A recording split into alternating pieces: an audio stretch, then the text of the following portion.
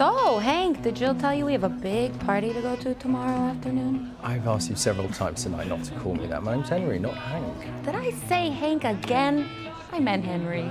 Well, this one's just delightful, isn't she? Yeah. So, what's this I hear about a party and I'm not invited? Okay, first of all, it's not a big party, thank you. It's a barbecue out in Long Island with our old friends. You do not want to go. And why would you assume I wouldn't want to go? Don't you think I get on with your bridge and tunnel friends? Definitely not. It's my ex-boyfriend's welcome home dinner. Yeah, of course, the photographer. Don't tell me you're jealous. I made the mistake of telling him all about Jimmy. And all about their sexual exploit. Because you asked. Regrettably. Yeah, now he seems to think that if Jimmy and I are in the same room as one another, we're going to jump right back into each other's arms. It's the jumping into bed that concerns me more. Well, then don't give me a reason to. Oh, I won't. So you are jealous. I love it. Hey guys, I'm Greg Chuzavasti with Cinematics. Pleasure to meet you both. Hey, Greg. Nice to meet you, man. Great. I really love the show. And first off, I got to ask both of you, since the inception and just getting to know Ed and this project, and even Summer Days, Summer Nights, just all that kind of universe, how much more do you guys know about the early 80s music and the culture, and what do you guys both appreciate about that era from just doing the program? I'll go first. I've always really loved 80s music, thanks to my mum and dad. The 80s, well, Australia has always kind of just been stuck in the 80s. Even today, it's still in the 80s. So I feel like I've always known what the 80s was like because I've been trapped in it my whole life. Yeah, I think just kind of like the feeling of like exhilaration and promise, and that like anything could happen, you know? Yeah, that's kind of what I picked up from it. What about you, Sam? I mean, Ed is just, he's like an encyclopedia for the 80s. And I know he wasn't, you know, Jimmy and then all the kids in Bridge and Tunnel's age when, you know, when the 80s were the 80s. But I don't know, it like sat with him so much, and it's just such a part of who he is. My dad grew up in the 70s, so I had like a really good knowledge of what that was like. Yeah, thank God we had Ed Burns.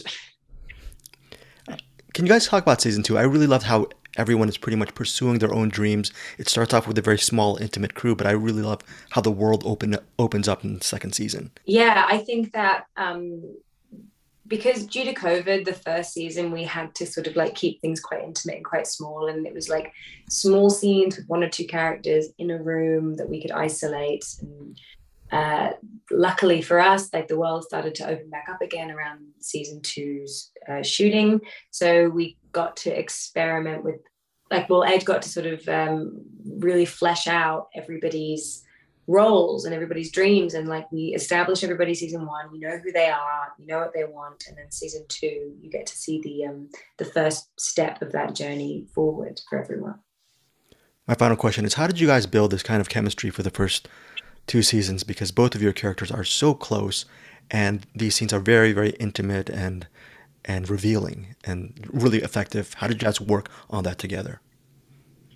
I think it was, I remember this so distinctly. We were in the parking lot of Rockville Center, and it was, well, the first time we met, we didn't even, we like crossed each other, and then we did, you know, we had like a double take, and we're like, are you? And that was kind of where it started. And then Kate was just like, and I don't know why, like to this day, like she had so much anxiety around the accent. And it was, I don't know.